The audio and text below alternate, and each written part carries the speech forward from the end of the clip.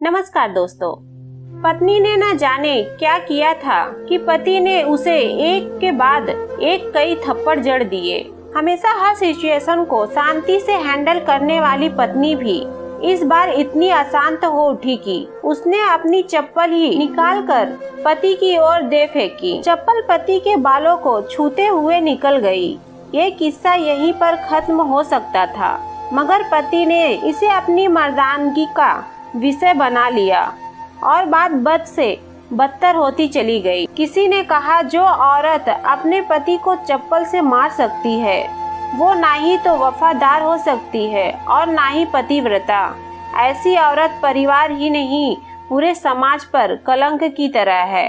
बीवी के पक्ष वाले कहाँ पीछे रहने वाले थे। किसी ने कहा, 21वीं सदी में भी जो स्त्री के साथ मारपीट करते हैं उन्हें तो जेल भेज देना चाहिए। तो कोई कहता, जरूर उसको कोई और पसंद आ गई होगी इसलिए अब पत्नी से मारपीट करने लगा है। बात कोर्ट तक पहुंच गई। दोनों पक्षों ने एक दूसरे के खिलाफ केस फाइल कर दिया। पति ने चरित्रहीन होने का तो पत्नी ने दहेज और शारीरिक उत्पीड़न का आरोप लगाया। 2 वर्षों से अधिक समय के लिए केस चला था। इन 2 वर्षों के दौरान दोनों पति पत्नी अलग अलग रहे थे। इन 2 वर्षों के दौरान दोनों पक्षों के समर्थकों की संख्या कम हो गई थी।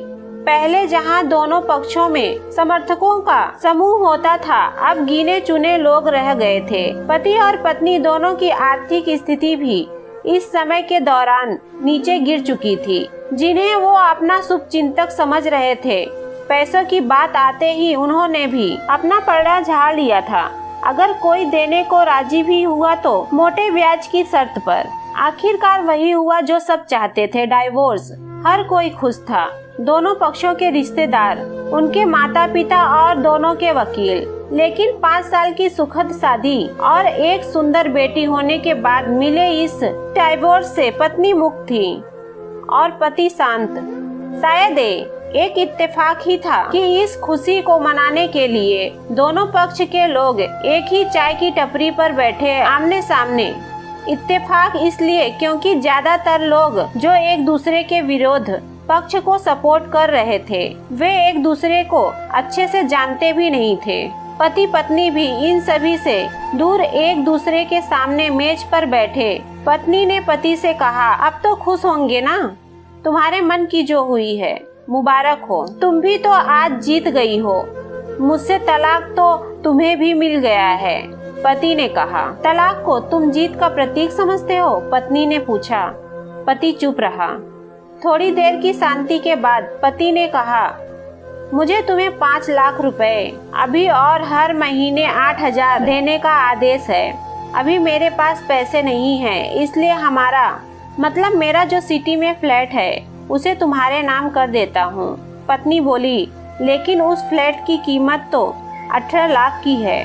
हाँ, लेकिन हमारी बेटी तुम्हारे साथ है और आगे जाके उसके खर्चे भी बढ़ेंगे, तुम्हें थोड़ी आसानी होगी। पति ने कहा, नहीं, मुझे सिर्फ 5 लाख ही देना और तुम हर महीने 8,000 तो देने ही वाले हो। मैं मैनेज कर लूंगी। अगर 5 लाख नहीं है तब भी कोई बात नहीं, पत्नी बोली। दोनों फिर से शांत हो गए।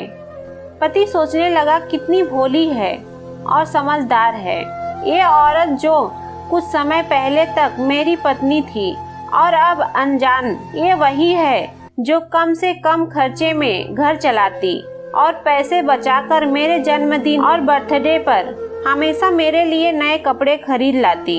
कभी बीमार भी हो जाती तो पैसे बचाने के लिए मुझे मालूम न होने देती और घरेलू नुस्खे से अपना इलाज कर लेती। मगर घर में कोई और बीमार होता तो तुरंत डॉक्टर के पास लेकर जाती। मेरी ही मति मारी गई थी कि मैं ही अपनी झूठी मर्दानगी के चक्कर में इतनी बड़ी गलती कर बैठा। पत्नी के दिमाग में भी उथल पुथल चल रही थी। अभी भी वैसा का वैसा ही है। पहले भी खुद से ज्यादा हमारे बारे में सोचता था और अब भी वही कर रहा है। ये वही आदमी है जो मुझे एक्सीडेंट से बचाने के लिए खुद मोटरसाइकिल के आगे कूद पड़ा था और अपनी उंगली तुड़वा बैठा था। पता नहीं कौन सी मनहूस घड़ी में मैं झगड़ा कर बैठी। पति ने मौन तोड़ते हुए पूछा, अब तुम्हारे कमर का दर्द कैसा है? ज्यादा तकलीफ तो नहीं होती? पत्नी हल्का सा मुस्कुराई और बोली, अभी भी होता है, अब तो पेट में भी दर्द उठते हैं। वो तो होगा ही, तुम योगा या कसरत भी तो नहीं करती हो। अब किसी गायनेकोलॉजिस्ट को जरूर दिखा देना। पति ने कहा, तुम बताओ तुम्हारा अस्थमा कैसा है? क्या आप भी दौरे पड़ते हैं? पत्नी ने पूछा। हाँ पड़ते हैं, पहले से ज्यादा, क्योंकि अक्सर इनहेलर भूल जाया करता हूँ याद दिलाने के लिए। तुम जो नहीं हो अब, पति बोला। पत्नी के आंखों में आंसू आ गए। वो बोली, तुम्हें मेरे चरित्र पर सवाल नहीं उठाने चाहिए थे, तो ये परिस्थिति आती ही नहीं। हाँ मैं जानता हूँ तुम बहुत अच्छी हो, मुझसे गलती हो गई, बहुत बड़ी गलती। मैं लोगों के बहकावे में आ गया था, पति बोला। तुमने भी तो मुझ पर दहेज का इल्जाम लगाया था, वो बोला। गलत था और इस बात का मुझे भी पछतावा हुआ, पत्नी ने कहा। पति कुछ कहना चाह रहा था लेकिन हिचकिचा रहा था। पत्नी ने पूछा, कुछ कहना चाहते हो? वो बोला, क्या सब पहले जैसा नहीं हो सकता? क्या मतलब? पत्नी बोली, मतलब कि हम फिर से पहले की तरह पति पत्नी बनकर सच्चे दोस्त बनकर नहीं रह सकते, पति बोला। पर ये डिवोर्स के पेपर दिखाते हुए पत्नी ने कहा, फाड़ देते हैं। पति ने अपने पास रखे डाइवोर्स के पेपर फाड़ते हुए कहा। पत्नी ने भी अपने पास रखे पेपर फाड़ दिए। सभी हैरान थे। वकील, रिश्तेदार, पति पत्नी दोनों एक दूसरे के हाथ में हाथ पकड़े अपने घर की तरफ चले गए। दोस्तों, ये कहानी उन हर पति पत्नी के लिए बड़ी सीख है जो छोटी छोटी बातों पर लड़ते हैं और इन झगड़ों को बड़ा बना के अलग होने का डिसीजन लेते हैं। प्यार और झगड़ा तो एक सिक्के के दो पहलुओं की तरह हैं। दोनों को स्वीकार करना होगा, तभी ये पवित्र रिश्ता उसकी मंजिल तक पहुंच पाएगा। दोस्तों, उम्मीद करती हूँ आपको हमारी कहानी पसंद आई होगी। कहानी पसंद आई हो तो वीडियो को लाइक करें, चैनल पर नए हैं तो चैनल को सब्सक्राइब करें और हाँ, नोटिफिकेशन बेल को जरूर दबाएं ताकि अगली अपडेट आपको सबसे पहले मिले। धन्यवाद।